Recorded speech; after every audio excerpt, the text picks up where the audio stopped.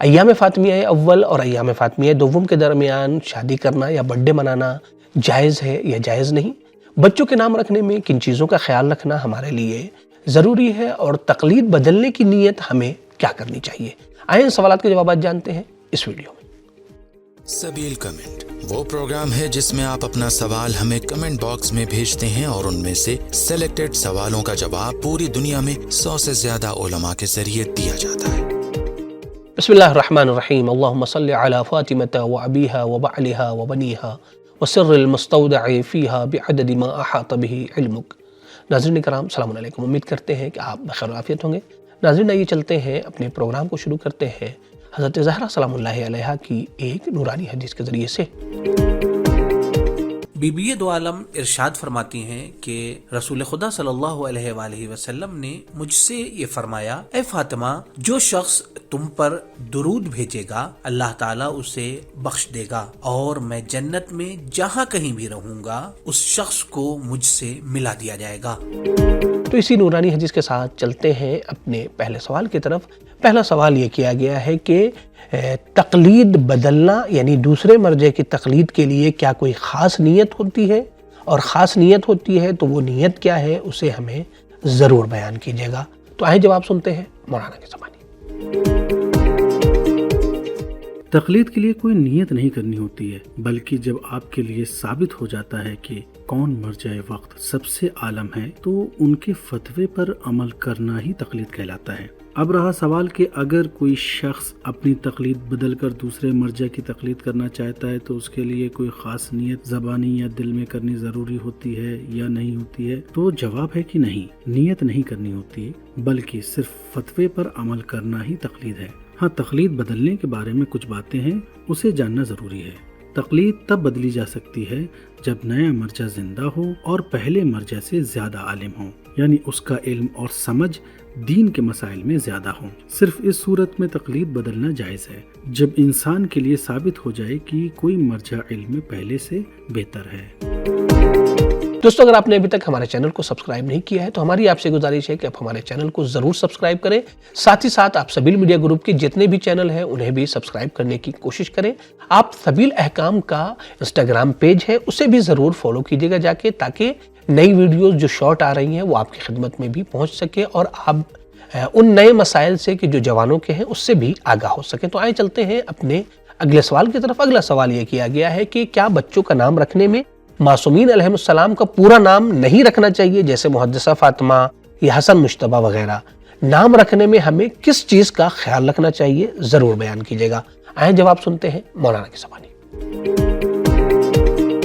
دیکھیں، بچوں کا نام رکھنا اسلام کی نظر میں صرف ایک رسم نہیں ہے بلکہ ایک اخلاقی اور روحانی ذمہ داری ہے۔ لہذا ماں باپ کا فرض ہے، ان کی ذمہ داری ہے کہ اپنے بچوں کا نام نیک رکھیں، بابرکت رکھیں اور اسی طریقے سے بامعنی رکھیں۔ ایسا نام رکھیں کہ جو خوبصورت بھی ہو اور اسی طریقے سے اس کا اچھا اور خوبصورت مفہوم اور معنی بھی ہو، اس لیے کہ انسان کا نام صرف اس کی شخصیت کی عکاسی نہیں کرتا ہے، انسان کے نام کا تعلق اس کی قسمت سے بھی ہوتا ہے اور نام انسان کی شخصیت پہ اثر انداز بھی ہوتا ہے۔ لہذا اچھے نام کا انتخاب کرنا چاہیے۔ مثال کے طور پہ اگر کسی لڑکے کا نام رکھنا ہے تو انبیاء کے نام پہ رکھا جائے، ائمہ علیہ السلام کے نام پہ رکھا جائے، یا جیسے عبدالرحمن، عبداللہ وغیرہ نام رکھا جائے جس سے اللہ کی عبودیت کی بو آتی ہو، ایسا نام رکھا جائے۔ اور اگر کوئی لڑکی ہے تو اس کا نام ایسی خواتین کے نام پہ رکھا جائے جو با کردار تھیں، جو با عظمت تھیں، جو عفیف تھیں، جو پاکیزہ تھیں، جیسے جناب مریم کے نام پہ رکھا جائے، جناب زہرا سلام اللہ علیہ کے نام پہ رکھا جائے، جناب زینب، اور اس طریقے کی خواتین کے نام پہ رکھنا چاہیے۔ دوسری طرف دشمنان اسلام کے نام کو اپنے بچوں کا نام نہیں رکھنا چاہیے، جیسے ابو جہل، ابو لہب جیسے جو دشمنان اسلام تھے وہ نام نہیں رکھنا چاہیے اپنے بچوں کا، اسلام نے اسے مکروہ قرار دیا ہے۔ اور اسی طریقے سے ایسا نام بھی نہیں رکھا جائے جو اللہ سے مخصوص ہے، جیسے اللہ، رحمان، رب، لیکن اگر اس سے پہلے آپ نے عبد لگا دیا یعنی عبداللہ، عبدالرحمن، تو پھر اس میں کوئی قباحت نہیں بلکہ اچھا نام ہے۔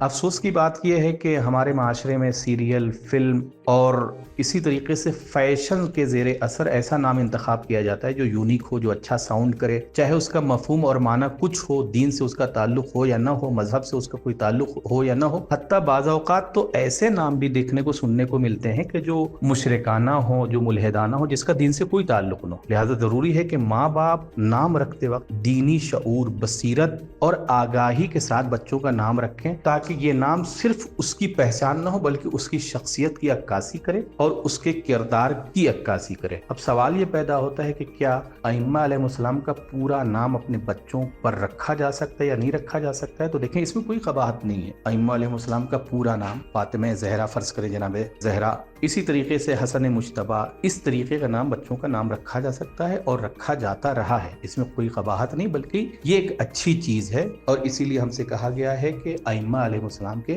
نام اپنے بچوں کے نام کو رکھو تاکہ ان کی شخصیت, ان کے کردار پہ اس کا اثر ہو. والسلام علیکم ورحمۃ اللہ وبرکاتہ. مومنین کرام, اگر آپ کے ذہن میں کوئی شرعی سوال موجود ہے تو آپ یہیں کمنٹ باکس میں اپنے سوالات کو پوچھ سکتے ہیں, یا پھر آپ ہمارے دیے گئے واٹس ایپ نمبر پر بھی اپنے سوالات کو پوچھ سکتے ہیں. ٹیم کی پوری کوشش یہ ہوتی ہے کہ آپ کے سوالات کے جوابات جلد سے جلد آپ تک پہنچائیں. کبھی کبھی تاخیر اور دیر ہو جاتی ہے, اس کی وجہ یہ ہوتی ہے کہ علماء ٹیم تک سوالات کو بھیجا جاتا ہے یا پھر مراجع کرام کے آفس سے استفتاء کیا جاتا ہے. اس وجہ سے ایک پروسیس ہو جاتا ہے کہ جس کی وجہ سے آپ کے سوال کے جواب آپ تک پہنچنے میں تاخیر ہو جاتی ہے, دیری ہو جاتی ہے. لہٰذا تھوڑا سا صبر کیا کریں, پریشان نہ ہوا کریں. اور اگر آپ کا کوئی پرسنل سوال ہے تو آپ ہماری دی گئی ای میل آئی ڈی پر بھی اپنے سوالات کو بھیج سکتے ہیں. تو آئیں چلتے ہیں اپنے آخری سوال کی طرف. بہت ہی اہم سوال ہے. سوال کیا ہے؟ سوال یہ ہے کہ آج کل ادھر چند سالوں سے ہمارے یہاں ایام فاطمیہ 11 اور 12 جمادی الاول سے شروع ہوتی ہے اور 4-5 جمادی الثانیہ تک مجالس کا سلسلہ رہتا ہے. تو کیا اس درمیان میں شادی کرنا یا برتھ ڈے پارٹی رکھنا یا کوئی بھی خوشی کا پروگرام رکھنا جائز ہے یا جائز نہیں ہے؟ کیونکہ درمیان میں 15 جمادی الاول کو حضرت امام زین العابدین علیہ السلام کی ولادت کی تاریخ ہے اور خوشی کی تاریخ ہے. تو کیا اس میں ہم شادی نہیں کر سکتے ہیں؟ تو اس سوال کا جواب ضرور دیجیے گا. آئیں جواب سنتے ہیں مولانا کی زبانی. سوال کیا گیا ہے کہ ایام فاطمیہ میں شادی کرنا یا برتھ ڈے پارٹی رکھنا جائز ہے یا جائز نہیں ہے, اور اسی طرح 15 جمادی الاول جو امام زین العابدین علیہ السلام کی ولادت کی تاریخ ہے جو کہ خوشی کی تاریخ ہے, تو کیا اس میں ہم شادی کا پروگرام رکھ سکتے ہیں؟ تو دیکھیے, ایام فاطمیہ یعنی 13 جمادی الاول سے 3 جمادی ثانیہ تک یہ ایام 20 دن کے یہ ایام علماء اور مراجع کرام نے ان ایام کو فاطمیہ کے عنوان سے قرار دیا ہے, اور ان ایام میں مومنین شہزادی کا فرشادہ بچھاتے ہیں اور مجلس و ماتم بپا کرتے ہیں. لہذا بہتر یہ ہوگا فاطمیہ کے ایام میں, چونکہ سوگواری کے ایام ہیں, تو ہم سوگوار ہی ان ایام کو بسر کریں تو بہتر ہے, یعنی سوگواری کے ساتھ ان ایام میں رہا جائے تو بہتر ہے. لیکن اگر شادی کرنا چاہتے ہیں اور کوئی پروگرام کرنا چاہتے ہیں تو جیسا کہ علماء کا کہنا ہے خاص تاریخوں میں, یعنی 13 جمادی الاول اور 3 جمادی الثانیہ اور 1-2 دن اس کے آگے پیچھے کی تاریخوں کے علاوہ باقی ایام میں آپ شادی کا پروگرام رکھ سکتے ہیں. البتہ اس بات کا خیال رکھتے ہوئے کہ اہل بیت علیہ السلام کی حرمت شکنی نہ ہو, چونکہ مومنین ان ایام میں سوگوار ہیں,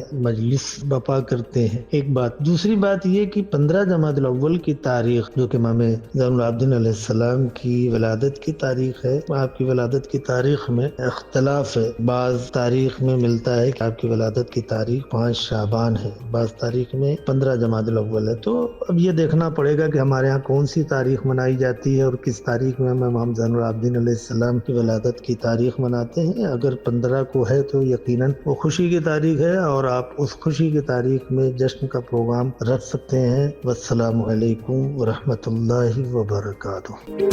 اگر وائف اپنے مخصوص دنوں میں ہے تو شوہر اس کے قریب جا سکتا ہے یا نہیں جا سکتا؟ جاب کے لیے رشوت دینا جائز ہے یا جائز نہیں؟ مرد اور عورت ایک ساتھ ایک جگہ پر نماز پڑھ سکتے ہیں یا نہیں پڑھ سکتے؟ آئیں سوالات کے جوابات جانتے ہیں اس ویڈیو.